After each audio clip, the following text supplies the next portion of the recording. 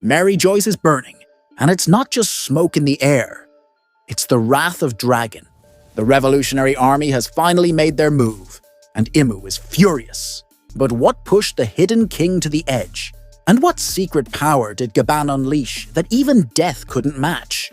Welcome to Super Synth D Studio, where the final saga of One Piece hits different. If you're ready for real spoilers, raw theories, and hype that slaps harder than Conqueror's Haki, you're in the right place.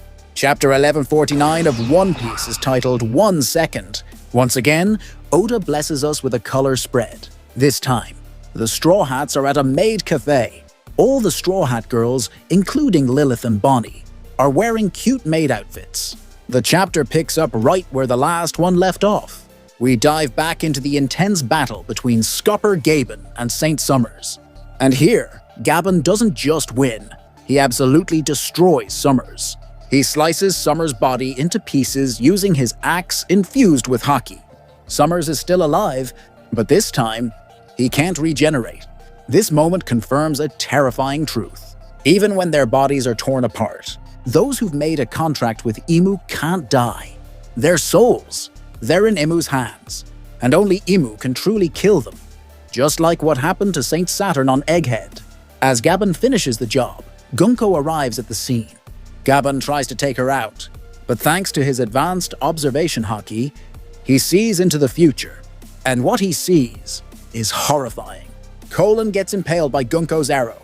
Gunko approaches Colon and says, "If Gaban doesn't surrender, I'll kill him."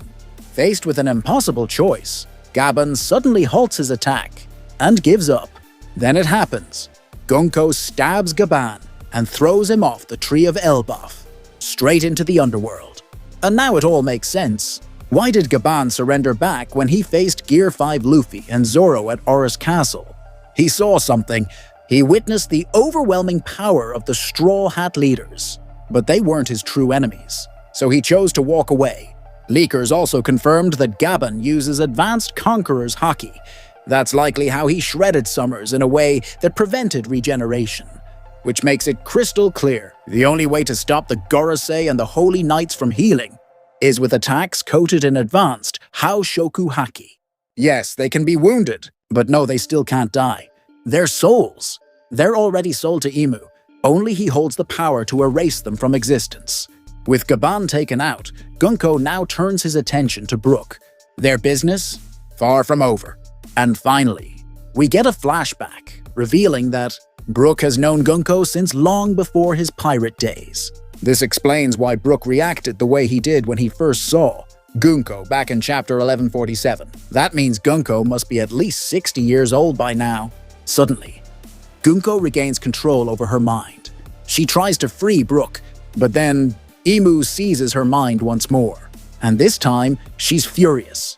Why? Because the Holy Knights have taken too long in Elbaf.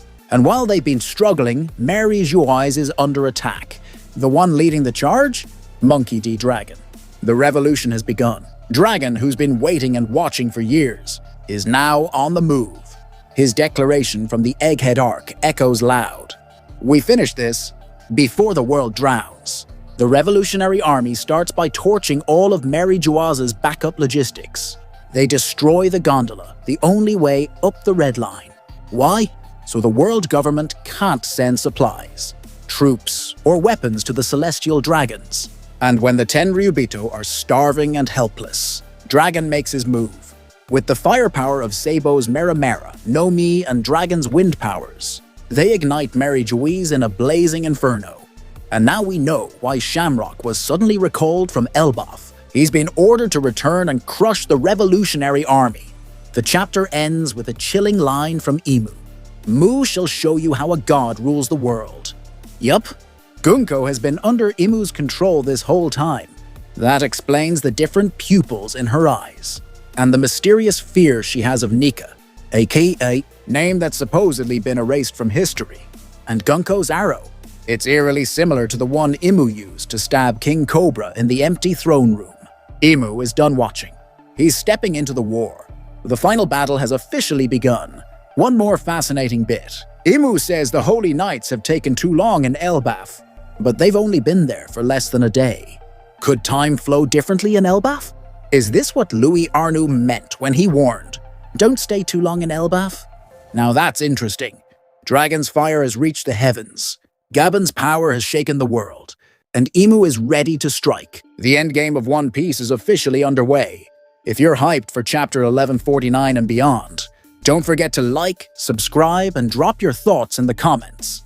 Do you think Dragon can actually win this war? And what do you think Imu meant by how a god rules the world?